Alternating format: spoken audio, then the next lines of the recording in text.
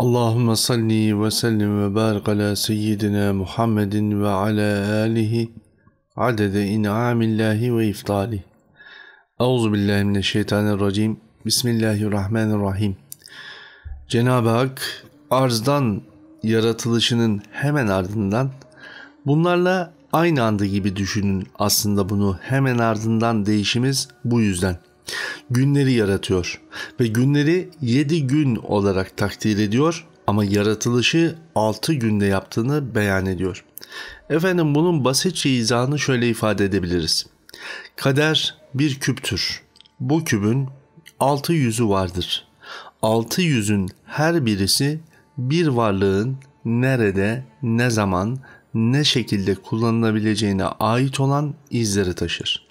Bu noktada Tevhid Ocağı'nın Mayıs sayısındaki Kader dergisini okursanız konu hakkında daha derin ve detaylı bilgiye ulaşabilirsiniz. Bir de daha önceki derslerimizde ifade ettiğimiz üzere kaderin üzerinde bir kader var. İşte o da 7. 7. güne ulaşmış oluyoruz. Dolayısıyla bu günleri daha önce de söylediğim gibi birer gün olarak tahayyül etmeyin. Her bir alemin varlığının var olabilmesi için takdir edilmiş zaman dilimine, mekan unsuruna ve kısımları olarak anlayalım bunları. Bugün pazar ve pazartesi günü kısmındayız. Birbirinin bütüncül anındayız. Sistem tasarımının gün olarak varlığında cumartesiden cumaya giden günleri anlamaya çalışıyoruz. Aslında gün dediğimiz şeye bugünkü manasıyla bizler bu ismi veriyoruz. Zira aslında her gün güneşin doğuşuyla uyanıyor, güneşin batışıyla bir yerlere, evlerimize çekiliveriyoruz. Hakikat, bunlara isim veriyoruz. Bir akış içinde ve bir döngü içinde olduğumuzu biliyoruz. Ama bunu fark eden vücudumuz niye bunu fark ediyor? Çünkü Allah Azze ve Celle hükmü kaderde varlığı bu 6 cihet üzerine takdir eylemiş. Dolayısıyla cumartesiden cumaya giderken cumanın bir sonrası olan cumartesi gününde yine başa dönüyoruz. Dolayısıyla yaratılışta varlığı, zahiri, batını, evveli, ahiri ve tüm hakkın nuru olan Nur-u Muhammedi'nin tecellisi olduğu cuma gününü şu an yaşıyoruz desek yanlış bir şey söylemiş olmayız. Dediğim gibi günlerin her birisini bir anın adı gibi düşünün. Ama yine de her bir anın kendisine ait bir başka özelliği var. Gün içinde yaşadığımız anlar gibi. Hz. Peygamber Aleyhisselatü Vesselam Efendimiz pazar ve pazartesi günlerinde onun yaşam içerisinde siyer yolculuğumuzda bütün bunları ayrı ayrı tekrar ele alıyor olacağız ama günler bahsine geldiğimizde biraz kafalara oturması için şöyle izah edebiliriz. Bu günlerin içerisindeki güzellikleri kendi enerjisiyle beraber yaşayabilmeyi Resul-i Kibriya Aleyhisselatü Vesselam ümmetine öğretmişti. Hani akşamın bir vakti gelir, o vakit yemek yemek içindir. Sabahın bir vakti kahvaltı anıdır.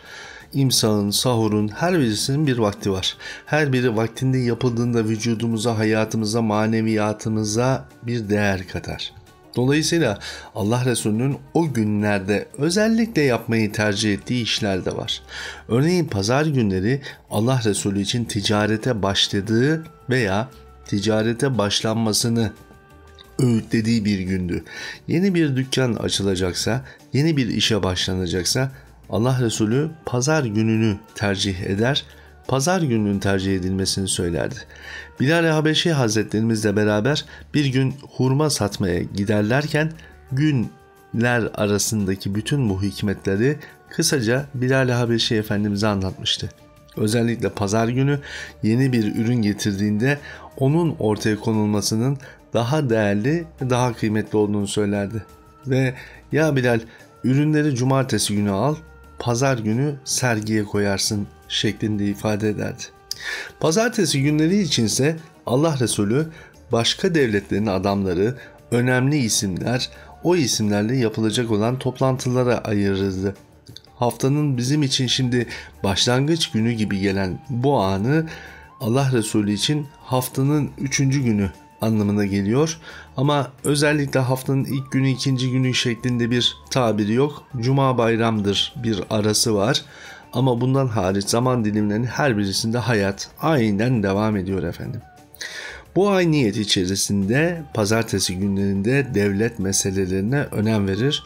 Özellikle devletle alakalı alacağı önemli kararlar, önemli işler varsa istişaresini bugünlerde yapar, bugünlerde görüşürdü. Günlerin bu sistemin bir tasarımı olduğunu böylelikle biraz daha iyi anlamış olduk. Öyleyse pazar ve pazartesi alemine kısaca bir bakalım. Alemlere göre yaratılıştaki varlıkların hasıl olması her bir günün takdiriyle biraz daha anlaşılıyor. Efendim pazartesi günü işte bu manasıyla pazardan başlamış olan varlığın varlık olabilmesi için geçen o sürenin üzerine sistem merkezinin biçimlendirilme anıdır. Bizler kalu belaya bugün anlayabileceğimiz tabirle söylemek gerekirse pazartesi günü davet edildik. Pazartesi günü kalu bela mekanının tayin edildiği zamana denk geldik. Yani bir tarih kitabında tarihleri bir kenara bırakıp sayfa sayfa üst üste koyduğunuzu düşünün ve bir elinize aldığınız iğneyle o yaprakları delerek aşağıya kadar indiğinizi varsayın. Her bir zaman diliminde yaşanmış şeyler aşağı yukarı birbirine yakın günlere denk geldiğini göreceksiniz. İşte bu hakiki manada bu anlama geliyor. Pazartesi gününde kalu belada varlığımız Allah Resulü ile beraber bütün ümmetlerin Allah Zülcelal tarafından takdir ettiği bir ikram anı. Onun varlığına sen bizim Rabbimizsin diyebilmek imkanının mümkün olduğu zaman dilimi.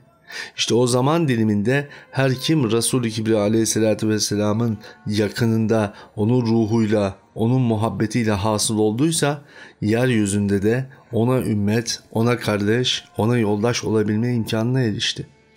Pazar günü her bir şeyin içerisindeki bereketin yaratıldığı gündür ve berekete haiz olacak olan alemlerin varlığı ile ilişkilidir. Eğer birisi pazar günü kötü bir iş yapıp da buradan hasıl olan bereketsizliği üzerine alırsa hafta boyunca üzerinde etkili olabilir. Haftanın günlerinin incelikleri havas alimleri tarafından ifade edildiği gibi ayrı bir kitapta ayrı bir değerlendirmeyle izah edilebilir. Elbette insan hiçbir zaman üzerine kötülük almamalı. Ama hani derler ya, her vaktin kendine ait bir özelliği var. Şöyle ifade edebiliriz bunu. Bir talebe bir bahçede oynayabilme hakkına genel olarak sahiptir. Ama bahçede oynarken bazı öğretmenler ya da bazı nöbetçi öğretmenler topun bir yerde oynanmasına izin vermezler. Dolayısıyla onun nöbetçi olduğu günde orada o topu oynarsanız sizin için sıkıntılı bir gün olabilir.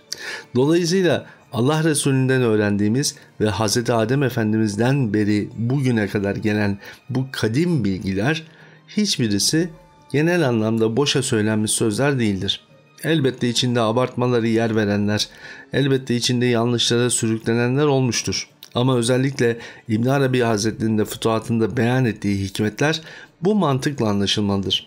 Zira bugünlerde Allah-u Zülcelal için böyle bir kavram yoktur diyenlere, bu fütuhatlarda var olan hikmetleri reddedenlere Allah-u Zülcelal'in yaratılışta günleri 7 gün olarak tasvir etmesinin bu tasvirin içindeki hikmetin varlığına delil olduğunu söylemek gerekiyor. O öyle bir delildir ki o günlerin her birisinde, mesela pazartesi ve perşembede Allah-u Zülcelal'in sevgili peygamberi oruçla geçirmeyi, ibadet ve taatle geçmeyi seçmiştir. Öyleyse her bir günün içerisindeki inceliğe kısaca bakarken bizler yine Allah Resulü'nün Siyer-i Nebi babından bakıyor olacağız. Ama her birisi için ayrı bir kitabı Rabbimiz bize yazmayı, anlatmayı nasip müyesser ediyor etsin diyeceğiz. Dolayısıyla bunları da notlarımızın arasına alıyoruz efendim. Siyer-i Nebi yolculuğunda kim bilir kaç tane kitabın daha söylencesi bir not olarak düşünmüş olacak. Allah'ın izniyle belki de o notlar da sonrasında yeni seslere, yeni nidalara vesile olacaktır. Şimdilik kalın sağlıcakla.